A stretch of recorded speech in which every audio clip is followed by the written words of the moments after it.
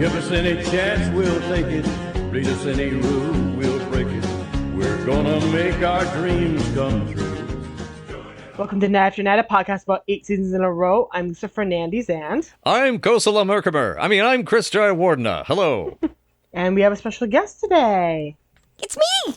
Yeah, it's so we have Tracy, my dungeon master for D&D, the main spearhead of Sloppy Dice on Twitch, a fantastic, great human being who is a wonderful pop culture fanatic and just, one of those types of people that is super passionate about stuff, about nerd stuff. And this is going to be fun to have Tracy joining us as you watched Laverne and Shirley when it was new at times, right? I did. I have very specific, very fond memories of watching it with my mom, because I could stay up late on nights when it was a show that they let me watch. So, yeah, this was one of my mom's most favorite television. She still quotes things from this show. And then when I don't recognize it, that it's a quote, she's like, how did you not get that? That's from Laverne and Shirley. That's awesome. Oh, great. Excellent. But yes, you are a wonderful guest for today. But Lisa, my darling, what episode are we covering today? We're covering Perfidy in Blue, which is written by Laurie Gelman and directed by Tom Tribovich. I'm pretty sure Chris has some facts coming up about Laurie. Tom remains an elusive unicorn who we cannot find information about. He is as elusive as the unicorn scene in trying to find the unicorn references in the theatrical cut of Blade Runner at this point. Oh my. That's elusive. That's very elusive. I like unicorns. And here's what the episode's about. Shirley's tormented by the fact that she lost Laverne's navy blue purse while on a date with Carmine, which she borrowed without her permission. Napping as she tries to figure out a way out of her dilemma, Shirley dreams that she and her friends are part of a soap opera called Twin Kitchens. She envisions herself as a two-timing heiress named Charlene Bobbleneck, whose husband Sven has also been having an affair with his secretary, Luann de la Duet. While Charlene plans to skip town with their lover and chauffeur, Leonardo de Cheve, Luann and Sven plan to do Charlene in for good to steal her money. Elsewhere, Sven's father Fritz makes some moves on the family's French maid, all the while holding on to a secret that will rock the foundations of everyone involved. Will the real Shirley ever tell Laverne what happened to the purse? And how will Charlene get out of this mess? What do you think of this one? Oh my God, this was a blast. Oh yeah, this was like a Laverne and Shirley fever dream. It was fantastic.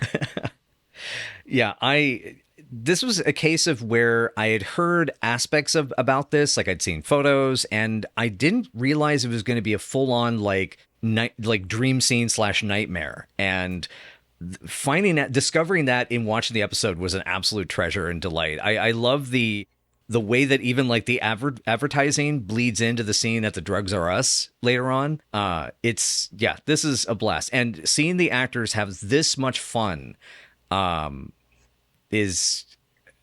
it's a treasure. It felt like they were really getting a kick out of getting to play dress up in character, which was just a joy to watch. Yeah.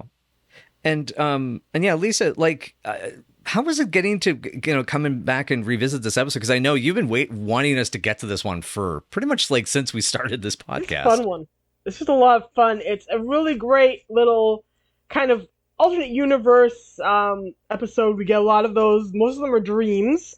This is another example of us getting to play around with the show through a dreamscape. It's a lot of fun. It mixes up the actors, and they get to have a lot of time spent in a scene with people that they do not regularly interact with. Yeah, so we got a lot of David and Penny here, and a lot of Michael and Cindy, which doesn't often happen in the show. It's a lot of fun to watch them all bounce off of each other. Yep. And the other thing I have to say off the bat that surprised me, especially coming back to watch it a third time today before this podcast recording, is, oh my God, the amount of innuendos that they snuck in to this one. Oh, it was so good. Oh, yeah. It was so good. That there's that line about, have you ever known such happiness, my darling? And it's yes, once in a bathroom, in an airport bathroom in Tacoma or something like that. Yeah. In a bus station. In a bus station, yeah. It was both. It was both. It's an airport in Tacoma and a bus station in Tacoma. Nice. And the implications of that, where Squiggy says it, Lenny says it, and Shirley says it, or Charlene, Charlene, Leo, and Mr. Bobbleneck. Then Leonardo. that has some interesting implications. And it's like, Yeah. oh, if you're paying attention. Yeah.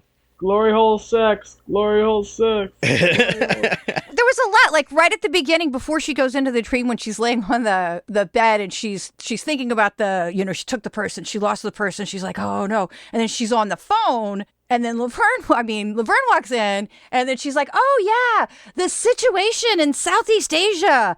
That's rough. Right. And I was like, oh, that's like such a niche, like 1982 thing. Like, yeah. And especially because this was at a time when talking about Vietnam was still considered really like, no, we're like, yes, the Deer Hunter won the Oscar, but no, we're not talking about right. Yet. You had a couple of those movies, but they were like, it wasn't like Marvel movie level stuff. It was like, oh, you went and saw that movie? Yeah, because it wasn't until like Hamburger Hill and Platoon came out a few years later after this episode that, it became more common and like, okay, like this is a part of American history. Platoon now. For sure put that way more on the map. And then it was like, oh, we can make money doing this now. And I was like, yeah, let's get Tom Cruise in one of these. Exactly. See, you watch your movies. So was it Bobbleneck? Is that what it was? It Bobble? I kept trying, as I was watching it, I kept writing it down and I was like, are they saying bubble or bobble? Are they saying Nick or Nuck? I was like, everybody has such a distinct little accent to their voice. I kept writing it down differently every time somebody would say it. It's Bobbleneck. It's pronounced a bobbleneck. Which multiple times. I think it's Bobbleneck. I love that it's even called that because it's not bubble, it's bobble. Bauble. Which is like such a... which is such a specific like thing. A bobble. Yeah. Yes. Oh, that makes some... Okay, look at that. The only way that I didn't spell that word. The thing I love about that in particular is that my only memory of bobble as a word, as a noun, is as a item pickup in the original Little Big Planet. So. Really? Oh. That's what we called them. Like when I was a kid, they were called bobbles, not knickknacks. So we called them bobbles. Yeah. So it's always something that always gives me a nice little happy, because then I start thinking of little happy sack boy, and then I start getting happy. Oh, little happy sack boy. I like little happy sack boy. He's cute. But yeah, this was season 7 has had a lot of high points, and I'm actually, so as of this recording, like I'm 2 episodes away from having finished all of season 7, but the fantastical highlights through this season have been spectacular, and the over-the-topness, the organ music, like all of the soap opera tropes is just a complete treasure. The music in the episode with the soap opera stuff was great. Like, I loved the organ guy. And I know that you guys probably know who it was who was playing the organ. But that dude, whoever that was, if it was a dude, was amazing. Per notations on the script, this was a live organist that was on the set. That's amazing. And I want to know if it was like the same guy who does like the hockey games. No, I believe it was a professional organist within the studio. I was going to say... Paramount guy then, yeah. Yeah, Paramount guy. But if you ever watch bloopers from this episode, you can hear the person vamping. Oh, really? Yes. In that scene where David and Penny jump at each other and Luann and Sven make out. Oh, I love that scene. That's really fun. They make out and they make out and they make out in the bloopers, and David kept cracking Penny up by sticking his tongue in her mouth. Yeah, she says during the reading, I think he stuck his tongue in my mouth. Oh, that's adorable. Bring that up. I figure after filming for that long, at that point, you'd be pretty good friends, or at least they look like they were pretty good friends. Oh, they were very close friends. Yeah, so like it seems like, like if your friend did that, you'd be like, ew. Yeah. Oh, yeah. Yeah, there's actors it's a strange thing when it comes to that. And that's one of the things I love about how they play with this sort of acting troupe, getting to play different roles and be in different relationships with each other.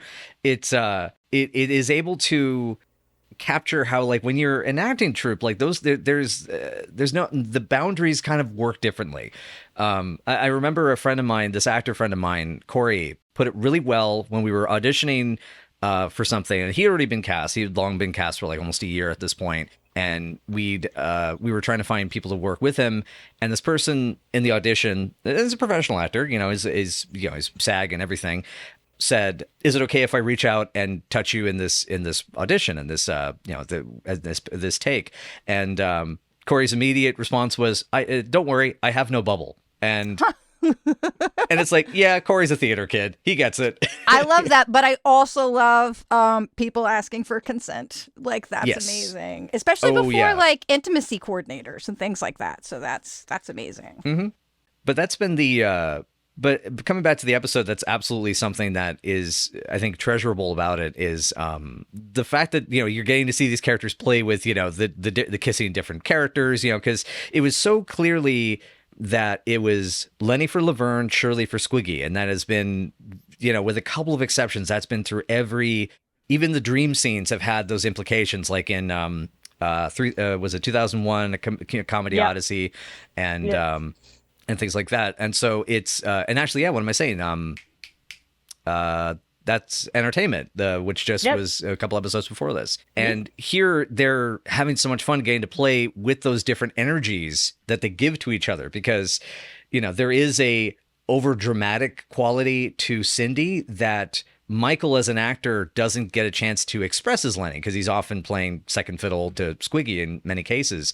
And here he's getting to let loose. He's getting to let loose his physicality and being able to, you know, be bigger and broader in a way. Same thing with like the letting Penny play it big and broad, and David getting to be a little more subtle with his jokes and his lines and things like that. It's very cool. And as much as, you know, Phil Foster and Leslie Easterbrook have, you know, smaller roles in The Dream, they get some wonderful little like zams, you know, in the moment. And Leslie got to play dress up so much through the season. She's having so much fun. The costumes were amazing. Well, especially the ones that she was wearing. I was going to mention, usually Michael, when he talks about this and brings this up, he seems to enjoy Cindy's theatricality when he talks about her, when he tells anecdotes about her, so it's kind of interesting to watch him do that. Aww. And probably the part that absolutely made me laugh the most whenever Charlene and Leonardo have to make out is him just frantically kissing all over her hand. He starts sucking on the webbing between two of her fingers, which it cracks me up every time. I'm trying to imagine how many rehearsal takes it took for her to not laugh and go ew to doing that. Yeah, and Cindy was doing some wonderful. I mean, again, she is fantastic through this season, and in this episode, I really love that. Usually, I'm the one noticing Penny and the Laverne character and all that kind of, you know, a lot of that stuff, because Laverne is typically, of the two girls, has been my favorite for most of the show, and Shirley has wonderful, like, deeper character notes, but comedically, I find the comedy with her a little. It just doesn't. I don't find it as funny. And part of it's because I come at it from the perspective of the tragedy of Shirley as a character and her crappy parents and that kind of stuff and her family system. What was cool here was to see Cindy get to be really get to let loose that. I mean, this is reminding me of that story about the season 1 episode, you know, being tough and being rough, and they got to get going through it. And Cindy Williams just simply saying, "Show's cooking." She was cooking. That is definitely the Cindy that is on display. It feels like in this episode, you know, like a Norma Desmond kind of Yes. you know, sort of Energy. quality. Like what I like about watching it now as like I call myself a very full grown adult now, like very, very full grown. When I was a kid, I always like really just loved Laverne. And I'm not saying I don't love Laverne now, because I will always love Laverne, but I look at Shirley in a totally different light as an adult. And I love that. Like, I love seeing her and like appreciating her. And the way she was now, like when I was a kid, I was like, when I grow up, I want to be like Laverne. Like, that's what I want to be. I don't want to be a Shirley. But now I'm like, yeah, Shirley, you're not so bad. You're just hanging out, chilling, waiting for your moments. Mm-hmm. I like it. Yeah. You're a sniper. You're a sniper, Shirley Feeney. I'm now imagining her in the role of Shoshana Dreyfus in the old version of Tarantino's Inglourious Bastards, where she was going to have the kill list and be hunting the Gestapo through funny. Paris, because that was his original draft that he wrote for the script back in the late 90s. Oh, wow. So anyway, but that's the thing though with Shirley though, as you're saying, like there are these great moments of funny and there's these great moments of endearing sweetness, and there are these, I love also when she gets more kind of pragmatic or realistic and she's not like trying to overtly make the fantasy in the real world kind of stuff. Because even like, we haven't had a chance to talk about the prologue scene, about, in depth yet. But I even love she's looking around the bedroom and then she pulls this moldy, fuzzy thing around under the bed. And it's like, and all I found is a grapefruit, I think. And I think it's really great. That timing and delivery is just, chef's kiss. Love it. Yeah, she's amazing. And the purse at the subject of the episode was gorgeous. Yes. I was going to say, I find that a lot of fans, when they come back to the show, they begin to sympathize more with Squiggy and they begin to sympathize more with Shirley as time goes on. Yeah. I completely see that. I totally see that. Like, it completely makes sense. Because, like, when you're little, like, it feels like Laverne and Michael McKean are the cool ones. They're the cool ones. You know what I mean? They're the ones with the coolness factor. And the other ones are like, we're your sidekicks. And so you obviously want to be the cool person, right? But I disagree that Lenny projects anything resembling coolness. That's well, he looks the most like a T-bird, so interesting.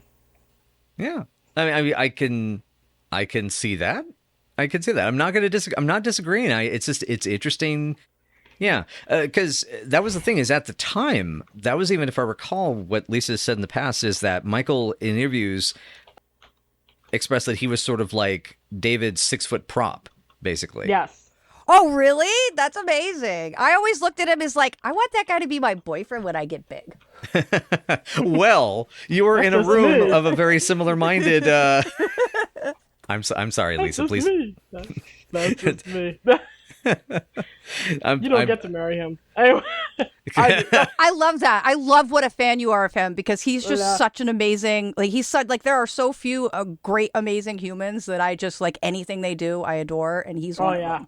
Oh, yeah. And he's always funny. He's always funny. Yes, and he writes all that stuff on his Twitter himself. You could tell, because certain things that he wrote into scripts, in Laverne and Shirley scripts, actually end up on his Twitter. Oh, really? Yes. When he posted a picture of himself on the occasion of his 74th birthday, after he had this party, and he went with his friends, and they got him a giant cake, and he captioned it was something along the lines of, here pictured looking with the uncluttered mind of a tot. Aww. And that is a line Yes, it that is. Shirley says when she's carrying Squiggy around in High Neighbor. Aww. He has the uncluttered mind of a tot. Well, I love that. Yeah. I love that. And that's clearly a line that he shoved in that script, and that made it all the way through various revisions. Oh, that's amazing.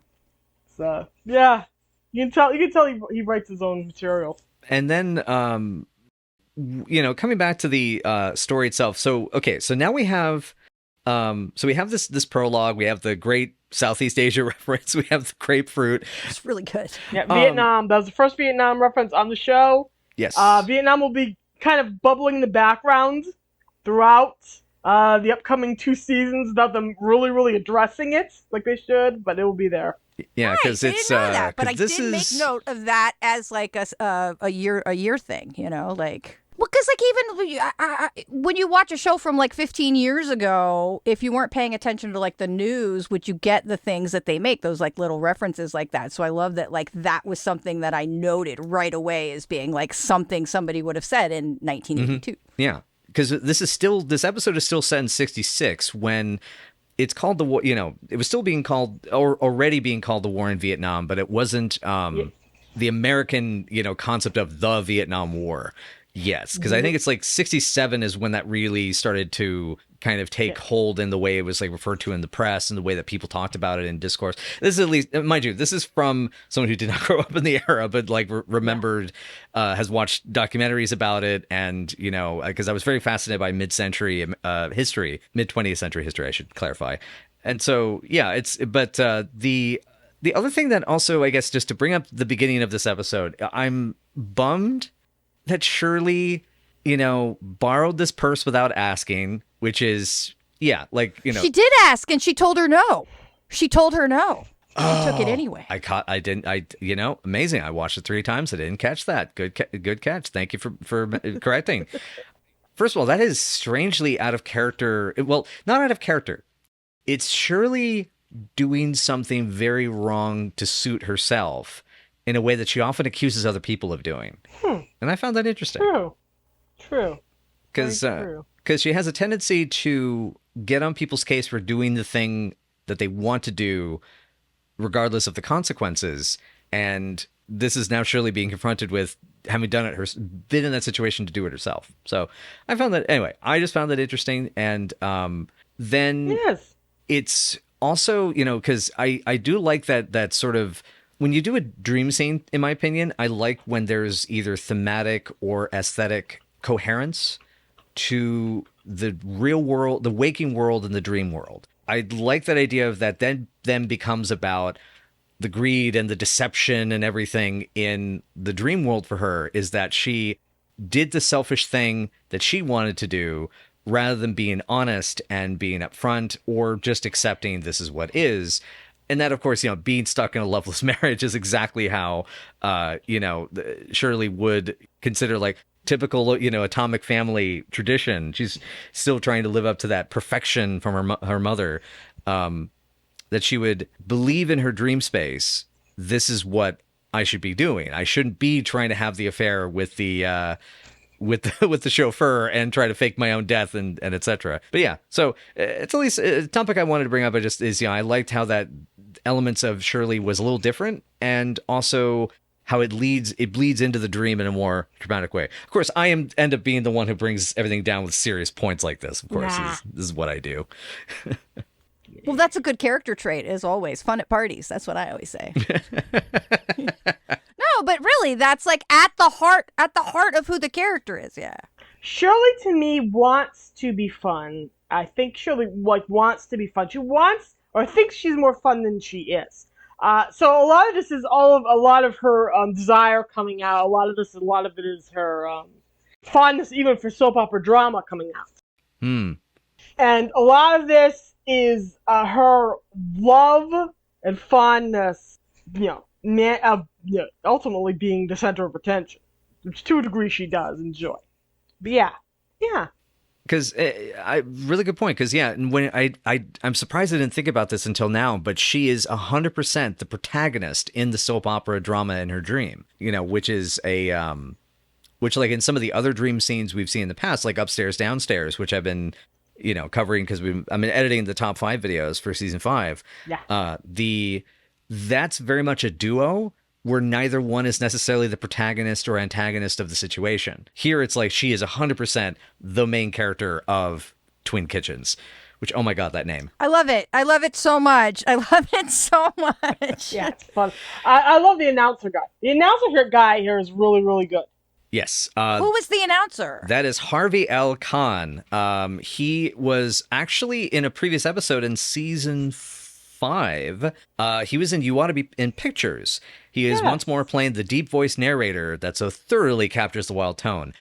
He also was the dialogue coach on the set of The Creature Wasn't Nice, which is the parody of Alien that Cindy Williams did with a bunch of her friends from the first nudie musical. Oh, wow. Yes. That's a deep cut. That's a deep cut. Yeah, we haven't watched the film in its entirety yet, but we have skimmed it, and it's a trip. But yeah, he played the assistant director in You Ought to Be in Pictures, which was season 5, episode 15. There we go. Yeah, that was one of the Joel Zwick ones. That's where Laverne and Shirley take an ad to go to be an audition in a movie. They get the part, not realizing they're going to play sex workers in a PSA film for the military about don't, cap your conker before you bonker. Oh, my. Oh, that's amazing. My. Oh, gosh. I wanted to bring this deeper into the notion that Shirley and Carmine are going to restaurants where the health department is literally shutting it down 2 minutes after they've been there. It's bad. It's dangerous. Nobody's dead. Yeah, true, but it's also, I guess, either that or it's Bob Belcher's other business ventures. Bob would never do that. He prides himself on cleanliness. No. He prides himself on... No. The health department's shutting it down. I keep forgetting the guy, the recurring asshole. Hugo. Hugo, Yes. that's it. Yeah. Oh, Hugo. Yes, because of Linda. Yeah, that's a good point. Okay, that's a good point. That's amazing. You guys really know your stuff. I try. But yeah, I do. I just one last thing though about the health department thing. I love that dry delivery. It's like, well, I don't know. The health department works fast these days. Sweetheart. She gives him a lot of sweethearts and darlings in this episode, which makes what happens when we open season 8 very interesting. I thought it was hilarious that Carmine didn't get like a swoony part. You know, like he didn't have like something where he's like getting to be the crooner or do something like that. I liked that he was, you know, kind of just a sales guy. Yeah. He has depth. He has acting depth as well. So I will say that much. I like Carmine. When I was a kid, I really liked Carmine. Hey, I know lots of people who like Carmine nowadays too. So Yep. Eddie Mecca had that charm. May he rest in peace. I was gonna add that what we have here is a very much a soap. Do either of you have any familiarity at all with soap operas? Me? Neither of you. Oh yeah. I still have a soap opera that I watch. So Shout out Bold and Beautiful. Hey. Yeah. I watched a couple of years of Dark Shadows and like 4 episodes of Passions, and I'm good. Oh God, not Passions. Passions. I was a Passions girl. Like I was in college when that was on, so I used to tape it and then watch it when I would come home from class. My mom taped episodes of Passions when they did the dark horror twist with the doll that turned into a boy. Yeah. Yeah. That's like one of my favorite storylines on soap operas ever, and nobody loves it but me. Well, I love it. Oh my goodness. Passions I have complicated feelings about because James E. Riley ruined Days of Our Lives. Yes. I'm a Days of Our Lives person. I'm a General Hospital person. I'm a Bold and Beautiful person. I cover soaps for my job, so... Loved Days. Yeah. I love that. That's amazing. My life used to revolve around when my shows are on. Interesting. I was going to say, for me, there's a lot of wonderful tropes that they hit on, like everybody being secretly related, which we'll get to.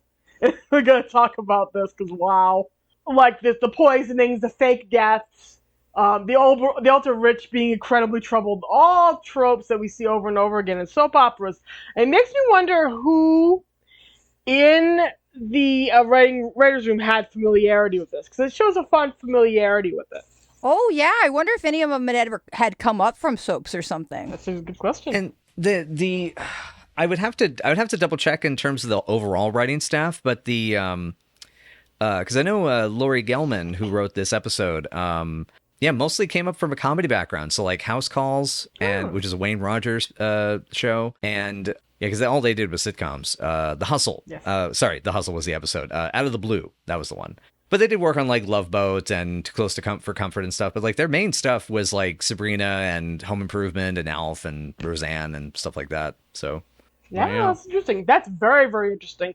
In the cast, David was on Bold and Beautiful later on in the 80s. Oh, nice. Yeah, he was. Yes, he was. He was. Yes. I remember that. Yes, he was. Yes, he did that. He definitely appeared. Yes, he did. Nobody else did any soap work, as far as I can recall. So, yeah. Yeah, except for guest actors, obviously, which some of the guest actors were probably buddies of theirs, so it might have been, there may have been some connections. I'm actually curious. I've never looked into like the history of Paramount Television, which I need to, because that's part of this era, and because this was the Paramount lot, this was the CBS Paramount Productions connection. I would not be surprised if on a soundstage on the lot, like a couple buildings over, they actually had either production offices or a set for one of the soaps that was being done at the time, because when you make a soap, especially if it requires a lot of different locations, that's a lot of real estate you got to fill up. So. Oh yeah, for sure. And I mean, back then there were so many soap operas. Each one of the broadcast channels had like a full slate of them every day, so that totally could have been the case. Yeah, but yeah. So I'm curious, like, is there for both of you as fans of soap operas, what is your favorite of the tropes they execute in this episode? For me, it's definitely the multiple deaths that Charlene has to go through. That's fun. Yeah, 100%. the ending and that reveal was great. But like the coming back from the dead is always going to be my favorite soap opera trope. Always. Always makes me think of Calculon. Oh, Calculon. The only thing that was missing was like an evil twin. Yeah, exactly. Yeah, it's like, you thought I was my evil twin? Dun dun dun. Well, the Fritz Bobbleneck, he got rich and famous at his house of flapjacks. Maybe he could have had an evil twin who had the house of waffles.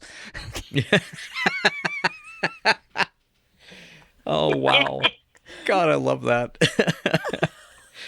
I love that. I love that they picked the House of Flapjacks of all things, because that feels very much House of Flapjack. It feels very much like something that if Frank had gone in a different direction, he could own like a million pancake houses. It's amazing. I Right. love that. It feels very much canonical. And I got one of my favorite from like when they were getting ready to do the dinners. They said they were going to have soup and celebrations. And I was like, I have to use that on like a dinner party invitation now. That's my new favorite way to invite somebody over for food.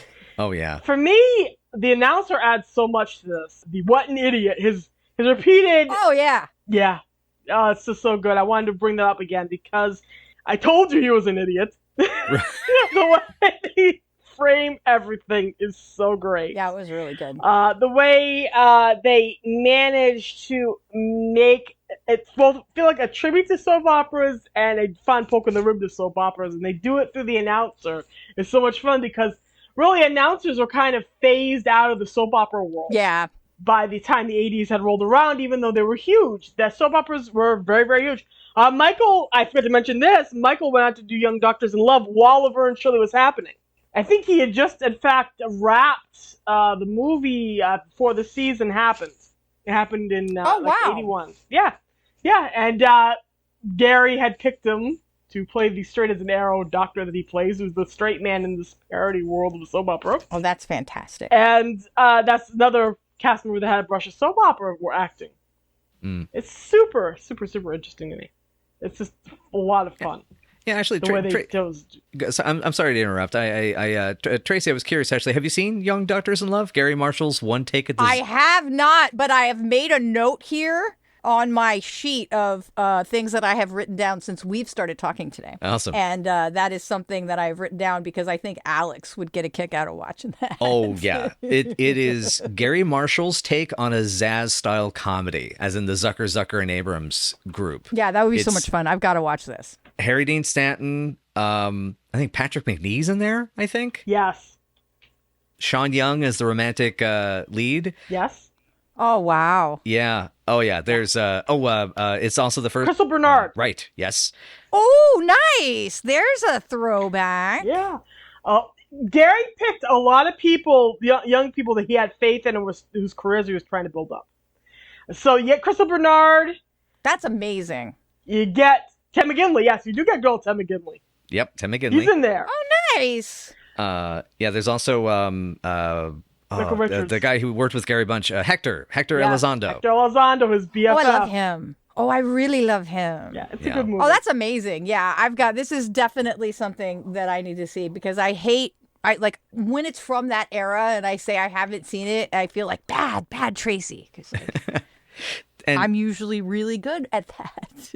And the thing is like, as much as I hope anyone listening to this pod are thinking, like, oh, how is this relevant? If you watch Young Doctors in Love, it is absolutely relevant to this episode. Mm-hmm. Yes, it is. There's so much overlap in the style of comedy. It's fantastic. Oh. Well, and if you're talking about how much Michael McKean had, like, if he was doing, like, work on, like, the things that he would do as a character in the show, maybe he was, like, after doing that, being like, oh, we should do this. Like, we should do an episode like this. I would not be surprised. And it's one of the interesting things about Laverne and Shirley is I do notice these instances where actors getting to, like, kind of go off and do a thing and sort of come back. And, like, you see this sometimes with, like, the guest actors sometimes where they're okay in their first appearance, and then they go and they are in some other work and they do some other shows and etc. Then they come back and as a different guest character, and it's like night and day. Like, wow, you clearly have amplified the quality of your work. You're adding so much more to the table. You've been gotten this jolt. Sort of like the first appearance got them the confidence Then they Yes. went off and learned what to do with it. Now they've come back with both the knowledge and the confidence. Oh yeah. Oh yeah. Oh yeah. Yeah. Yeah. Gary, I think, really enjoyed tending actors' careers and watching them grow. I love when that happens. Yeah. Sometimes it worked, like in Michael's case, like in the case of many, many, many people, and even Anne Hathaway.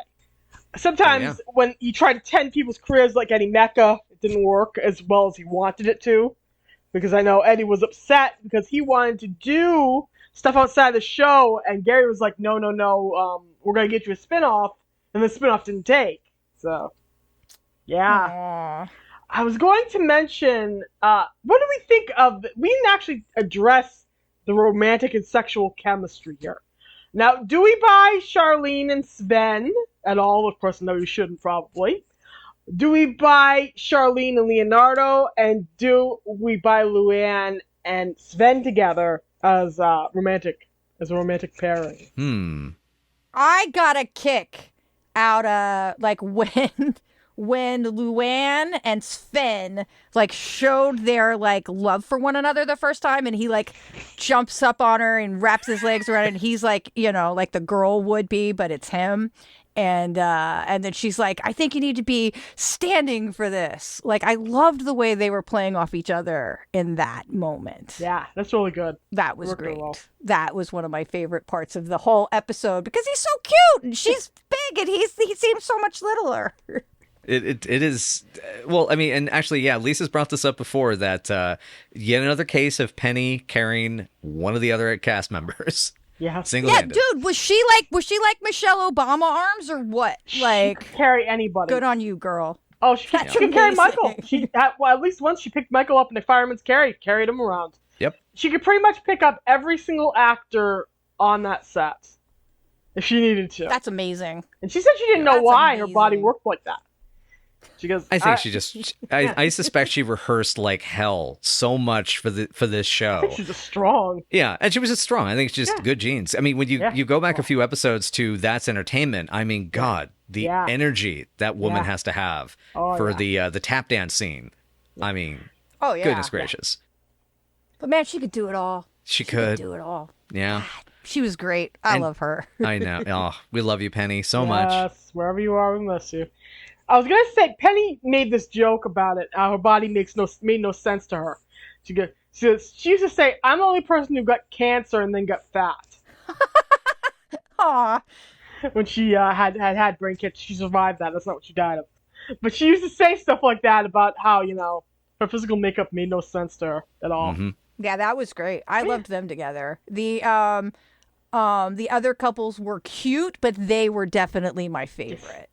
Though I did really like how much smarter Charlene was than Leonardo, especially at the end when she's like laying there with like all her jewels on her as she had requested, and then she's like trying to tell him what's going on, and he's just like, yeah, okay, but I did it with the Cadillac, and she's like, Etzel.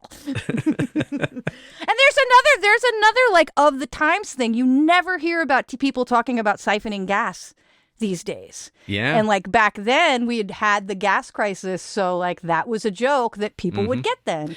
The absolutely, I love that beat as well. I wanted to, because I hadn't had a chance to chime in on the believability and the tension, the romantic and sexual tension.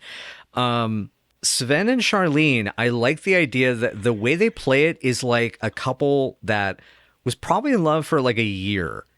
And then eventually they woke up one day and at the same time realized, oh, I don't like living with you. I don't like sleeping with you. I don't like being with you. You're whatever, like they just, it's kind of like, when you have the day that you just sort of grow up all of a sudden one day, especially when you're young, like they had that moment, and they've been both been trying to just grin and bear it through this marriage for the last like few years, because that's the chemistry I got. And I like that.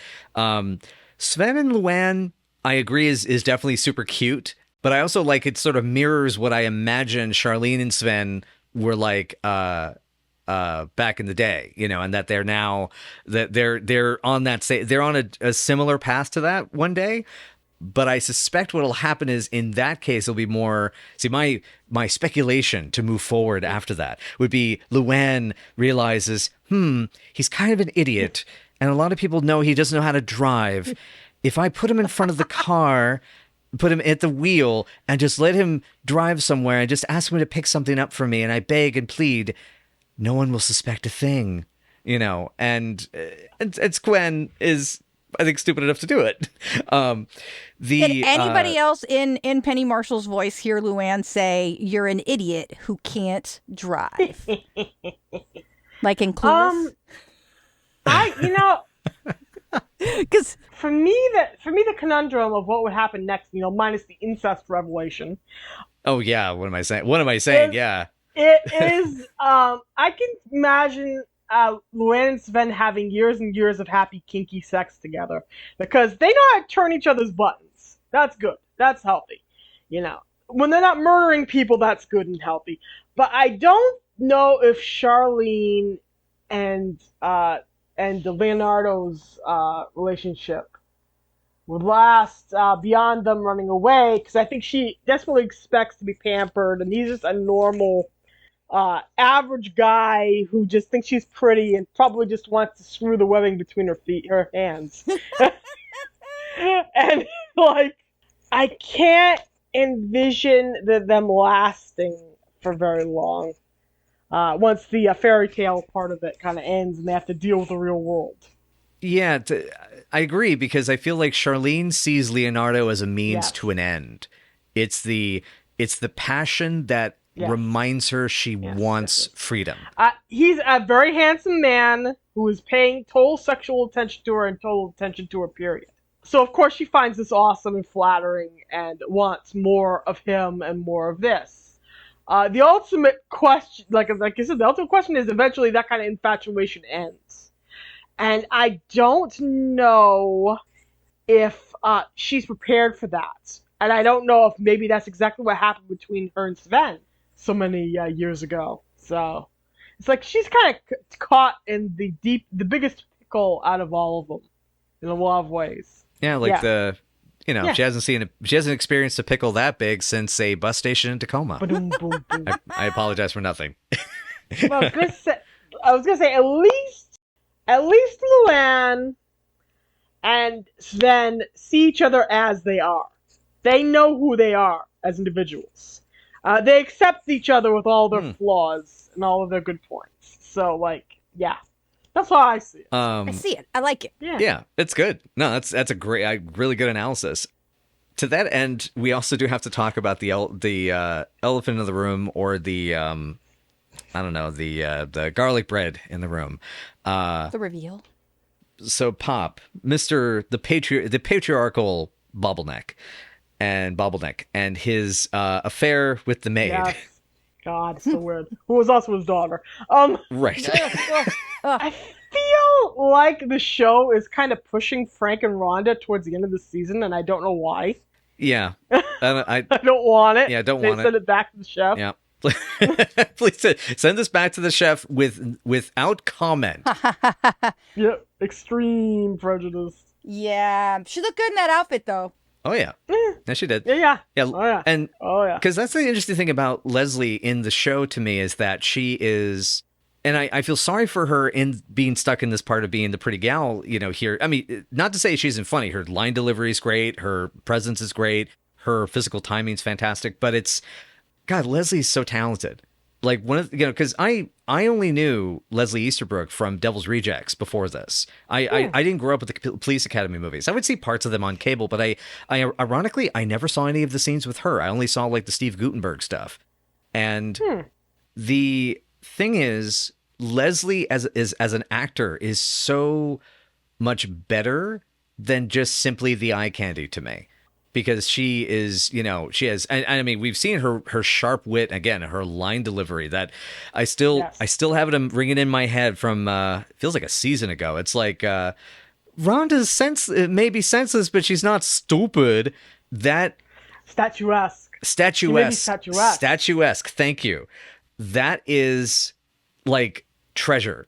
Yeah, again, just gold. It's gold. And I say treasure and gold and things like that. Partly because I've been working on a game thing lately that has a lot of caves and caverns, and so I'm thinking about mines and buried treasure and treasure chests and stuff like that. I work at a D&D accessory company, guys. Cut me some slack. Yes. It's a good word, and I understand. And and Tracy gets it. You're a DM. You totally a Dungeons and Dragons DM. You totally get it. But part of my life, yes, so I understand. yes, and so it's. I mean, first of all, it's a bit of a bummer to see.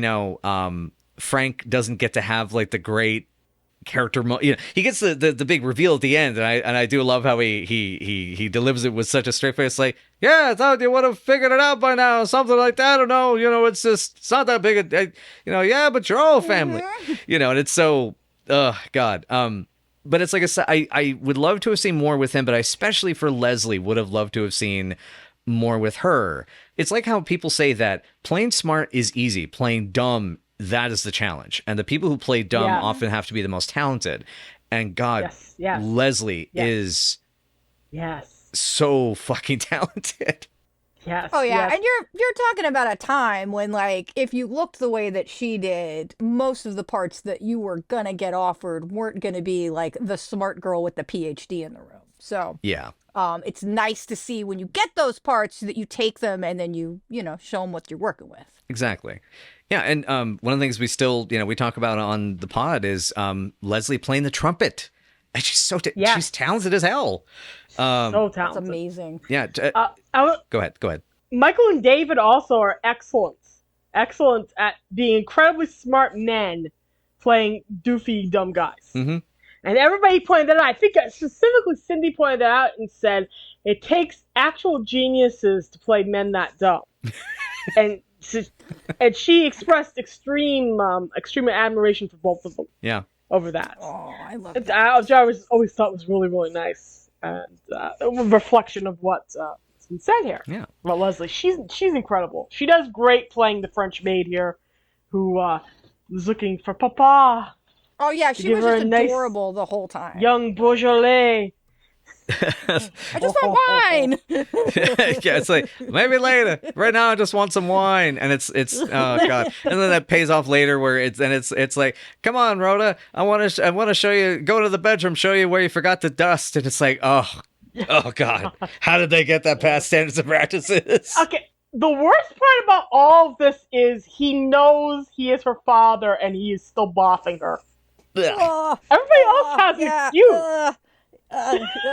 There's a different name for what the soap opera should be called. Yeah. Twin lawsuits? Something. Twin Oklahomas. Anyway, sorry anyway, listeners in Oklahoma. Oh, 2 points. That was amazing. I would like to apologize to any of our listeners in Oklahoma. Anyway. So somehow, in some way, Charlene hears about these drops that will just knock her out and put her in a pretend coma, and they can fake bury her with her jewels, and she can rise like Carrie from the grave and sell them. I want to know how the heck she even heard that. And of course, what's implied in this little commercial thing when Luann goes in to confront Carlisle, the pharmacist, is that they're running commercials all over the place where these people can see them. So I guess that's how she learned what's going on. It's like, look at that there. He's the coach of the team, and he's looking for this. Yeah. It's Dose-a-coma. 2 drops in your beverage of choice and enjoy. Dose-a-coma, that was what it was called, Dose-a-coma. And then she wears the little bottles as her earrings at the dinner party. It's amazing. Oh, it's my favorite. That's my favorite prop gag in this whole episode, for sure. So good. I have to say that the outfit that she wears in the pharmacy scene, I was like, I need to get that. I need to find that outfit. That is amazing. I need to wear that all the time. That's just my loungewear. Leopard print loungewear. Yep. Yeah, I love that outfit. That's one of my favorite Laverne outfits of this particular season, even though it's not technically Laverne outfit. It was so good. It was so good. It was so good. Great. I mean, and everything about this episode, like I said earlier, just felt like they got to play dress up, which was amazing, and all of the different tiaras That was another part of my favorite. And at the end, when she's there and she's like wearing all of the tiaras on her head, that was fantastic. Oh my God, yes, the tiaras. Yeah, we want to give a special shout out to Gail Viola, who is credited on the episode's credits. She's not listed on IMDb, but was the women's costumer. And but they had also done the costuming for women on Moving In, I Do, I Don't, and That's Entertainment. The last of which, That's Entertainment. Oh my God, that's a lot of great costumes in that too. Because the opera segment. But they would also end up going on to be the costumer, pretty much the lead costume designer for all of Laverne and Shirley season 8. Trivia note, they also did the costumes for Nightmare on Elm Street 2 and 5 episodes of Pacific Blue. Interesting. Oh, wow. Nice. As well as I was telling Lisa about this earlier, their first gig as costume designer was on the Joey Heatherton exploitation picture, The Happy Hooker Goes to Washington. Oh, fantastic. That's amazing. There's a deep cut. Which also had... With, I think, Adam West. Bouncy, bouncy. And it's also... I love this. And in addition to that, it also has Phil Foster in that movie playing Senator Krause. Yes. He played a lot of mobster guys and a lot of senator guys after Laverne and Shirley, like or during Laverne and Shirley, in the off season. I actually found the last movie he's in called Texas Godfather. Yes. Oh my goodness. Yep, That's amazing. Yep. Anyway, sorry for the tangent, but Gail Viola. Oh just no, I love a good tangent. The costumes are amazing throughout. I mean, they just have so much fun with it, and even the little details in the way the pharmacist outfit for Carmine / Carlisle is quite a treat in my opinion too. Like just he had was it grain hair or was it cobwebs in his hair? 90% sure those were cobwebs. Okay. To further pass along the incredible sense that he is a mad scientist of some sort for the conveyance. Well, at least he's able to create a Dose-a-coma that fights cavities. Yes. Yeah. 25% less cavities. You know that I'm stealing like half of the things from this, and I'm going to insert this into Kosala Merkimer's story. So. My D&D character is going to have a whole bunch of I'll have to, because I have to send you that letter for the next session. And it's gonna have it's like sorry I haven't written recently, but someone slipped a Dose-a-coma into my beer at the tavern. Amazing, I love it. Yeah. On the bright side, I have 30% less calories. And I love also the detail of Charlene's gonna have her account changed to the big pharmacy in the sky, and they both look up at him warmly. Yeah, that was good. I really liked that scene. That was a fun one. Yeah. Oh, and the coffee ad is amazing. Old coffee ads are a freaking trip. They're amazing. Like the whole there's a person that was in the Portland area, they're in California now, who did this wonderful recut version of these old Instant Folgers ads. Anyone curious about what I'm talking about?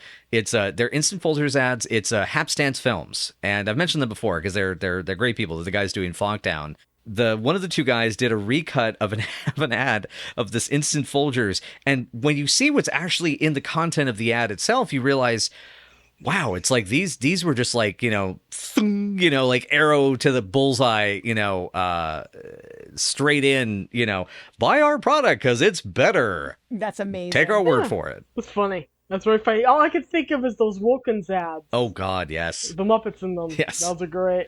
Just right, Wilkins. I love that Dose-a-coma comes in hairspray format. In case you want to go into a coma while spritzing. Oh, I love it. I love that you just have to triple how much you give them, but you could put it in a hairspray bottle. That was fantastic. Yeah. It's very John Waters.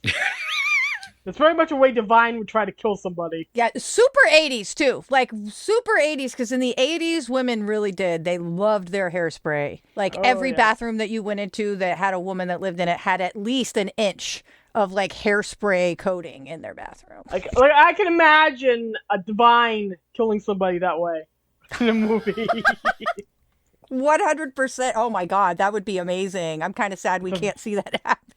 It's a very John Waters thing. Very John Waters. Well, John's making a new movie, so at the very least he can have a character in spirit do it. Oh, that's amazing. I know that there was just... it was a Weird Al movie. There's a drag queen I love called Nina West that just played Divine. So, yeah. Do some recruiting, John Waters. Make it happen. So then, as we transition back to the two of them, talking about the poison and now remember when I die, try and act upset. You're going to die? The plan, Leonardo, the plan. I know, my darling. I was just rehearsing my grief. I was rehearsing my grief. I wrote that down because I thought that was so funny. And that kind of matches Lenny, who's such a fuster budget and such a fuster budget, so fragile and emotional. He's just rehearsing his grief. Yeah. But you will notice during the funeral, he is making eyes at Rhoda, and she's flirting with him. Mm-hmm. So, I did notice that. The eyes he gives her. That's amazing. I missed that one. So you guys know what to look for. Oh, yeah, watch it. Michael I feel like I'm McKean watching with flirts pros. with his eyes, and it's really good there. Well, it's also a case of I just accept that. See, I'm just thankful that Annette is in Michael's life because now I know I have nothing to worry about because Lisa keeps looking at Michael, and I'm just like, I know I'm fine. I'm fine. I'm secure. You're good. All right, sure. Okay. You think. Oh, God. I wanted to mention, in this whole scene where they finally, Charlene drugs herself. Everybody thinks that they're poisoning her or not poisoning her. Right. And Luann just shouting, "There'll be one less for dinner tonight, Rhoda!" Oh, God, yes. So great. Yeah, and Luann coming down. Yeah, as you point out, the earrings, the most unusual earrings. How very you. And then look, see in the purse. How very me also. Oh, this is great. But God, the elastic on the ear, the zzz. Yes. Oh God, that sound effect. I mean, I'm just imagining the Foley or the sound designer, putting that in and showing that in the rushes of the episode, and the producers just Lowell and Rothman and Gans just fucking dying laughing. I can picture that. I want to know who in props whose idea that was, because it's really cool. I also used to wonder if that was a magnet of some sort. Okay. But it appears not to be. Yeah. Oh. Motor mouth things, blocking. Yeah. I and this whole like looping around too of like always losing the drink. And then, and when I was watching this with my mom freaked out for a second. She's like, "Oh no, that's the poison one, or maybe that's not the poison one. I don't know if that's the poison one." And that's such a mom thing. I love that. Yeah. And it's very my mom too. I loved that when she was laying there dead and Luann had been the one who had overheard like the whole plan, knew that she wanted to be buried with all of her jewelry so that would be what they had when they like ran off. And so like when she was laying there, she's like taking it all off of her. And then Rhoda got involved in that too. And it's like, no, this one's mine. And I love the fighting over the tiara. It was fantastic. Oh, God. It just reminded me of little kids. That's just so good. I loved it. In the end, when it became that they were all siblings, I was like, this is perfect. That's exactly what they would do. They would fight over a tiara that way. Absolutely. Most soap operas try to avoid that. Most. Yeah. Look, you always gotta have a good chick fight on a soap opera. If I learned anything watching Dynasty, that's what I learned. I was going to mention, as we go into the funeral scene, David looks so much like Dudley Moore. Oh my God, he does. He does. Oh my. Scene, this little top hat. He looks exactly like Dudley Moore, and it gets me every single time. And he's very handsome. He just looks a lot like Dudley Moore. It just catches me every time I see this scene. So Luann and Sven are having implied kinky sex involving golf shoes and cleats. Yeah. What say we tee off again? Oh boy.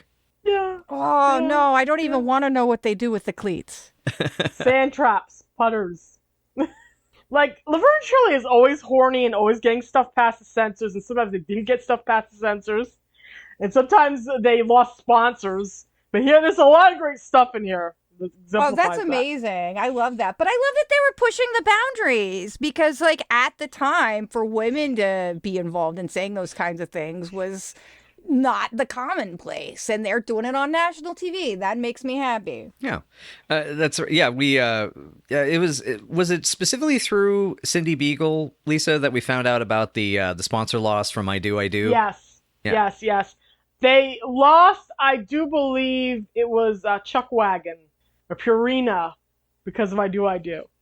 So yeah, that's that one, Tracy, as a reminder, that's the episode with Eric Idle where they go to a party and they blow the cocaine off a Coke mirror. Oh, I remember that episode. Yeah. Yeah, and they also smoke pot. Yes. Oh, they don't smoke. Oh, The goodness. boys inhale secondhand smoke. The girls eat pot brownies. People get Emmys for this stuff now. Yeah. But at the time, it was so controversial. They took it out of the Nick at Night rerun package. They took it out of the TV Land rerun package. We didn't see it on television for like a good 6 years on cable television because of that. Oh, wow. Yeah. It was known as the verboten episode. People had to tape trade for it. Mm-hmm.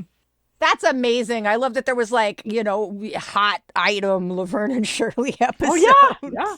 Yeah, among my friends, it definitely was, actually. No irony. Yeah. We actually That's had to do amazing. this, and we would add little extras on that nobody else had, like More Than Friends, which was rare at the time. Or Love Thy Neighbor, or Challenge of a Lifetime would all be added on. So, yeah. I've learned something. I love that because I did not know that. I didn't know that. I did not know that. So Leonard is already moving on, giving sex eyes over to Rhoda. And everybody has moved on except poor Charlene lying there in her jewels while everybody's trying to steal her money. Yes. Also of note, I love that at this funeral, and this is definitely one of those reminders. It's just a dream. Don't worry about it. There's no coffin. It's a chase lounge. Yeah. Yes, the chase lounge. It is. It's just like The a implication viewing. they're just going to put her on a litter and then just roll her into the grave unless they're going to carry the whole chase lounge to the cemetery. Oh, it's hilarious. So does Shirley know what squiggy sex noises sound like? From the moaning and the growling that we get during the scene. Oh, right. I like to think that Shirley does know what squeaky sex noises do sound like because of an unfortunate camping trip that happened in an episode was never written and was never made. God. Oh my. Oh my. And preferably this would have Beehive Girl involved. Oh my lord. All I know is that the girls seem to know so much about this area of their lives. Yeah. We get a really great moment when the priest steps up. The eulogist, yes. Yeah, the eulogist. The priest, he starts to eulogize Charlene. And he says, "What do we know about Charlene Bobbleneck?" And then Sven raises his hand really excitedly and goes, "She's dead! Good answer, good answer, good answer." Everyone congratulated him. Amen. Yeah. Yeah, the eulogist just gives up. Yeah. It's like, oh, okay. You says amen. You says amen, which is perfect. Yep. Yeah, the actor playing the eulogist was he's credited as the eulogist, that's why I keep calling him that. But yeah, he's it's Paul Barcelou. He was previously in the show as the mailman in Helmet Weekend. So yeah, that he was the mailman that asked for the tip specifically. So this dude, it's cool that he's here because this guy may not have a history in soap operas. I'm actually looking up his credits again right now just to double check. But this guy, holy cow. This dude goes back to the 1950s as an actor. Yeah, he's born in 22. Yeah. I'm assuming you're looking him up as well? I did. As soon as you said his name, I've been doing that the whole time. Every time you say somebody, I'm going and looking there. Nice, yeah. And so like he was on the early 60s Dennis the Menace. He was a regular on the Bewitched in the mid to late 60s. My Three Sons, of course, Mary Hartman. We've had a lot of overlap of Mary Hartman actors for bit players. Yes. And and I love that he somehow, again, this is another weird connection thing. He ended up in Inner Space, and I feel like that's like the third time we've brought up Inner Space, Joe Dante movie, on the pod, with related guest actors or talent related to it. I do also love that his last theatrical bit part was as the old guy in the bathroom scene from True Lies, which is one of my favorite action scenes from the 90s. So that just makes me laugh. Oh, that guy was in it. One of my favorite episodes of Give Me a Break. But yeah, I love the case of, his whole like demeanor and physicality like adds this extra level of sitcom delight to the scene. Yeah, it does. He's great. He does a great job. He's a lot of fun. I love that Charlene demands that poor Leonardo siphon gas out of the other car. She just doesn't want to go in that particular car. I loved that so much. And it was an Edsel. Yes. Like, it wasn't just any car. It was an Edsel. Yep. An Edsel. Mwah. That's amazing. Like, but I did it to the caddy. Well, too bad. You got to get the Edsel. I was just like, oh, it's amazing. Suck a little gas. It's Leonardo. I have died for you. The least you can do is suck a little gas for me. It's a great Right away, line. see? Yeah, I loved that. Such a good throwback to the era, too. And Charlene's whole anger at it's like this stuff couldn't put Rip Van Winkle to sleep. You know, it's fantastic. It truly. No, this was a good episode. Like I feel extra special for getting included on this one because this one was a delight. Well, you're welcome. Okay, so she wakes up. Yeah, everybody gets found out, and we get the incest revelation. Now, just imagine this. Notice everybody's reaction. Fritz is very sanguine about everything. The girls are horrified. Leonardo's horrified. And Squiggy's just like, well, but Squiggy. Sven's just like, yeah, we had a good time, sis. So, jeez.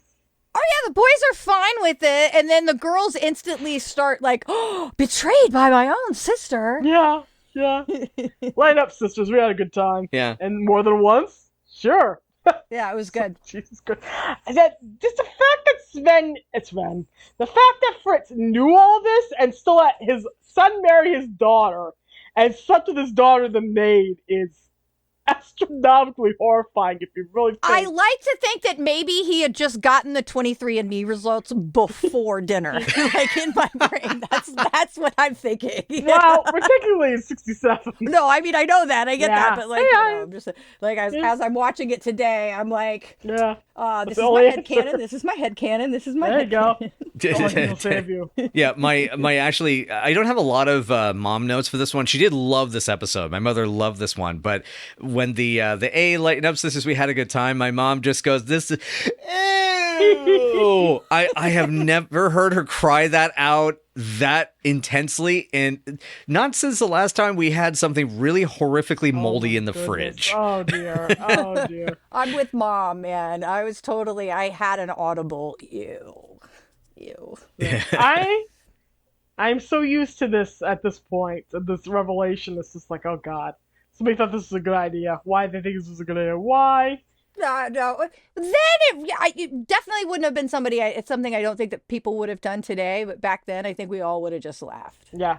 And there would have been a lot less ewing. I even think people would laugh now if they did it the right way. But man. Yeah, depends on who does it though. Like if you get somebody doing it, it could not be good. It could not be good. You do it the right way, maybe. But I will say it definitely puts a different spin on the Laverne and Shirley XXX parody. That's for sure. Oh yeah, I didn't watch that. I know you guys did. But I bet that was a blast. Yeah. Talking about it was fun. Watching it, not so much. I warned you it wasn't going to be sexy, and you didn't believe me. It's like, that's amazing. I thought it was going to be. I was like, hey, sexy time with my girlfriend watching a porno for our podcast. It's like, oh no, this got boring really quickly. Yeah. Yeah, that's an achievement unlocked, though. It is, yeah.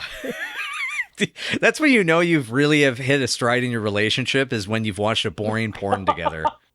Oh yeah. Yeah, that's a check mark on a list. But moving on, though. I was going to say, I will never forget Flaccid Lenny. Flaccid Lenny. Never going to forget it. That's right. He loses his boner. Oh, poor Seth. Oh, poor Seth. He's better in the grease porn. Anyway, go on. Moving on. Yeah, but, so we get to this revelation. It's my own sister wanted to kill me. Then what did I ever do to you? Then the purse. You stole a blue purse. And it turns into this wonderful, like, it makes me think of like Carnival of Souls, this chant, this swirling around. It's like an Andy Milligan movie or something all of a sudden. And then the dream finally ends. Yes. Tom Stewart killed me. Yes, tormented. Yes. Oh, Bird. Yes. Oh God. Yes. Oh, I love you, honey. You always bring it back to a Bird Eye Gordon movie somehow, and I love you for it. Hey, Bird Eye Gordon is incredibly interwoven with the Marshall verse, and so indeed is Roger Corman. So yes. Oh yes, very much so. But yes, so that we get to the end of the dream, we get to the back, and Laverne returning with the purse. I know, and it's like, oh, Laverne, you're home, and you found your blue purse. Yeah. And it turns She out was sitting on the couch with her date talking. talking, quote. Talking. Quotation marks. Talking. Oh, I did have to mention that throughout the dream, one of my favorite things was that on every dress that she wore as Luann, whose name started with an L too, she had the L on her dress. Yeah. That was just... Yep. So Yep. It's great. It's beautiful costume work. Like the one dress, it looked like it was like coming off of it. It looked like it was a 3D like pen or something. It was so cool. Yeah, I'm trying to remember which dress that was, but I know which one you're talking about because I noticed that too. It was the red dress. It was the red dress. And it looked like it had been like sequined, and I was like really into that. I really liked that L, and I was like, I want one like that. Yeah. But that being said, Tracy, you want one that fits you to a T, eh? Yes, exactly. I like that. Smart. Sorry about my derail. That's just what I do really well. So, sorry, Lisa, go on. You were going to say, though. I was going to say, I love that Laverne immediately knew that Shirley took it with her because she opened up the purse. Yeah, her lucky Bible, and her figure enhancers. Yeah, her lucky but Bible. That makes me wonder, how many Bibles does Shirley have if she has a lucky Bible? We know they have one large Bible that they keep money in, so. Yeah, that's at least, we're pretty sure, we've not seen it in the California years, but it was used at least twice in Milwaukee, so. Yes. That probably came with them when they moved. Nice. Probably. Yeah. That being said, give it a rest, show. We know Cindy, the small boobs. Sheesh, it's. I know. For me, it's like I'm going in a completely different direction. Carmine somehow got those socks off of her. Oh, they're in her purse for a reason. That's a good point. I told you. Somehow those socks came out of her dress. That's a revelation there. Yeah. Well, they've been more and more skirting the edge of doing it. Yeah. Like more and more. Which is what makes season 8 frustrating, but we'll get there. But the strong implication was that those socks came out of her bra and something was happening. She took those home in her purse, so that's interesting. I didn't even make that connection. Neither did I. I'm surprised. Well done. You can think about it. There you go. Otherwise, why the socks would have gone upstairs with her in their dress.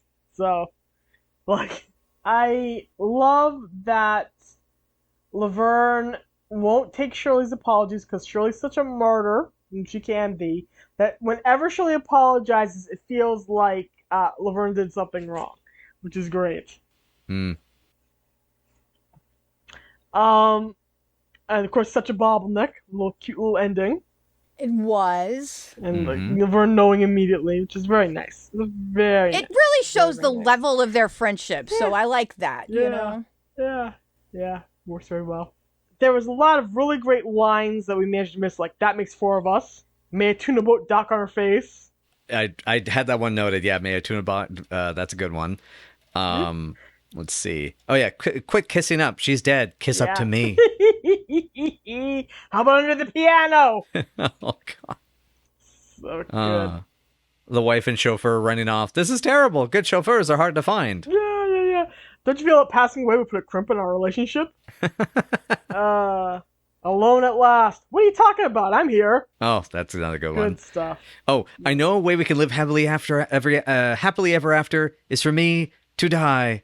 Don't you think a divorce would be easier? Yeah. Everybody keeps bringing it up. This would be easier. This would be easier if you just do that. Oh, goodness. But, yeah, it's a very funny episode. This was a ton of fun to go through. And especially with Tracy, it was so great to bring you in for the madness.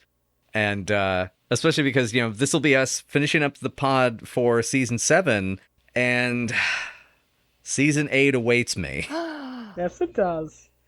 Yeah. The cliff notes being there's an episode where they make a Patty Hearst joke with Laverne. Yeah.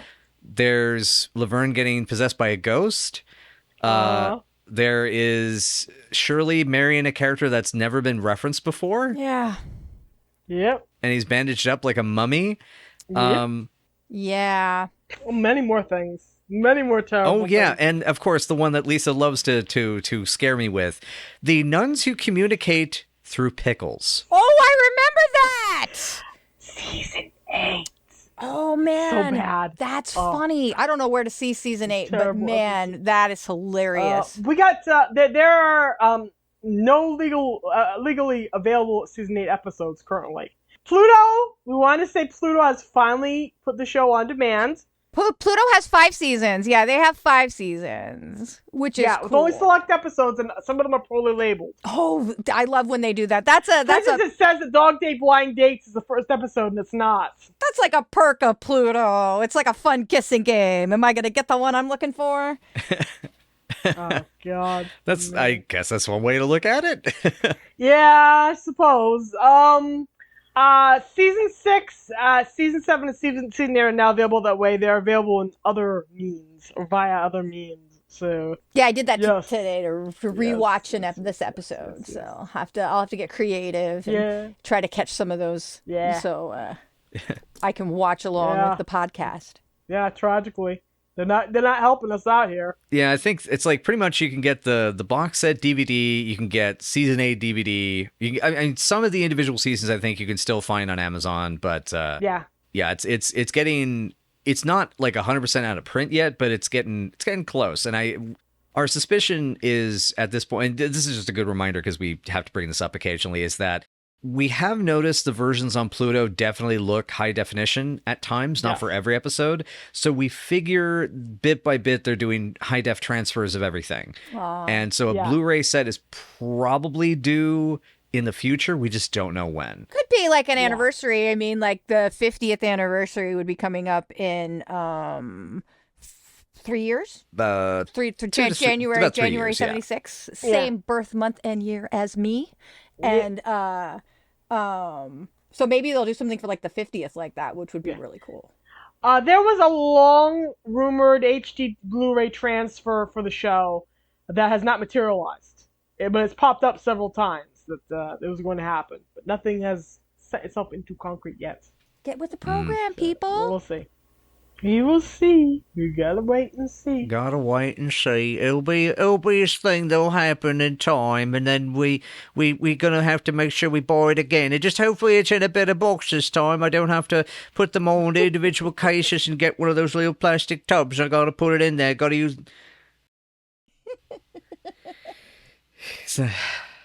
Because that's what I've done, by the way. Future me, can you go ahead and put up the photo of that on the YouTube version? Thanks. That's amazing. Yeah, because the packaging for the complete series box is atrocious. It breaks easily. It's flimsy as hell. It's spindle stacks. Oh, for each season. Yeah, that's not cool. Yeah. Oof. Yeah. No one I know enjoys Do it. better. Yeah. But anywho, so I think that gets us though covered on this episode. It's ranking time, isn't it? Yeah, it is. Awesome. So, Tracy, you're the guest. We'll have you go first. We have a 0 to 10 rating scale. 0 being absolute trash, it should be unmade from the universe, and 10 being why is this not in the Smithsonian? Do you allow half numbers? We do decimals. Yes. So. Yeah, I would do an 8.5. It would be 8.5 out of 10. I thought this episode was great. Awesome. Yeah, cool. You're Fellini in it. Yeah, I'm going to go a little, I think just because there was some really weak stuff in season 7 that this one just was like this jolt of adrenaline to me, that I'm going to go with like a 9 for this one for me. For me, this is a solid 9.5. This is almost a 10. This is so much fun. Nice. It's fun. It's wonderfully written. It's wonderfully acted. It's nigh on flawless. I actually might go for a full-on 10 for this one because it is so much fun. Wow. It's so much fun. Nice. How many episodes do you have that are a perfect 10? Do you know? About 3. Oh, wow. Then that makes it even more special. Yeah, I think for me it's been like 4 perfect 10s. Well, okay, 3 for sure, but I'm pretty sure it's only in like the 4 range, 4 or 5. And I know I'm hoping our listeners, and I have one in mind in particular that will probably correct me about this, which is that, you know, I'm probably wrong and it probably is more, because I know that there's some we get really, really passionate about, which is great. But definitely I wonder to that extent. But it's a good question. Like, how many have we given perfect 10s? It usually if we're lucky, we get one a season, but there have been a few seasons where it's really close, but it's not quite there. Like season 3 was really close to perfect 10 in a couple of cases, but it wasn't quite there. Like Driving Test is almost perfect. Shirley's Operation, almost perfect. I love that. We keep an Excel sheet for Bookwives where we like put all our ratings in, so we have averages for everything that we do, because I do that with Excel spreadsheet queens who are obsessed with data. I know these women. They are absolute treasures, and we are incredibly lucky and blessed to know them. But yes, indeed. But awesome. So, folks, thank you so much. Lisa, is there anything else you want to cover before we do our post-amble? Nothing. I can't think of anything else. Go watch this one. Yeah. Go watch this one, even if you don't technically like Laverne and Shirley, because it's really a lot of fun, and everybody goes wild. Absolutely wild in this one. They have a lot of fun doing it. Yep. And I think when it comes to like episodes that any of us kind of get, either Lisa or myself or one of the guests, comes up with a 10, a lot of it is because these are the episodes that you can just jump in, watch this episode and be done, and you're still going to get something out of it. Like something really deep and fun and refreshing. And this one is absolutely agreed to recommend that this is. It's great for, if you're a fan of soap operas, if you're a fan of parodies, if you're a fan of just good, goofy comedy, if you like Michael McKean, if you like Penny Marshall, if you like, any of the actors who are in it. If you know Leslie Easterbrook from Police Academy, go watch this. If you know her from Devil's Rejects, go watch this. Yeah. Yeah. Isn't she in the Halloween movie too? She might have been. I can't remember. I know that I just knew her from Police Academy from when I was a kid. I'm gonna, now that you mention it, I feel like I probably should have brought this up sooner. Let's see. Yeah. She is. You're right. She's in Rob's first Halloween movie. She plays Patty Frost. Great character name. Oh, that's cool. That's cool. I didn't even know that, but he always did admire her and enjoy her. So he ends up giving her good roles. And that's the thing, right, is, Rob Zombie, will always put in great goofy cameos and fun small parts for great actors that haven't had the chance to do something in a while, like how he snuck Sylvester McCoy into The Munsters, which was so sweet. Yeah, that's amazing. I love that. Yeah. Got a big soft spot for Sylvester McCoy. Oh, same here. Yeah. I think I might have met him when I was like 2, I think. Alex named a D&D character after him. I didn't know that was what McCoy was named after. That's awesome. Mm-hmm. Oh. Okay, sorry. Okay. His full name is Sylvester McCoy. Oh, that makes me so happy. Okay, I better stop. I better get us wrapped up. Okay. All right, so we'll have a quick word from our sponsor, and we'll have our post discussion, sort of like what's coming next and all that sort of stuff. So stay tuned, folks. But thank you again, Tracy, and we'll see you guys in a second. Thanks for having me.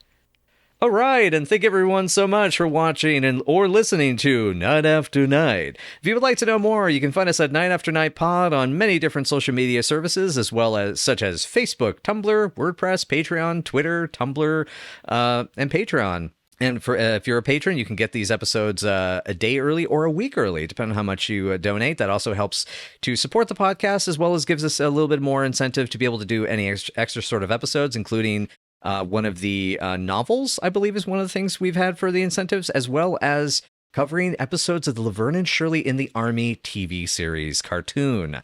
That is hopefully something to do in the future. But in any case, though, we hope that you enjoyed this podcast, and you hope you get in touch with us and, reach out and just say hi, and let us know what you think. And make sure to give Tracy Ramone a follow on Twitch. Absolute treasure of a human being. I've been a player. I actually am a player as often as I can in those games on Sloppy Dice on Fridays, and I will hopefully be returning to that soon.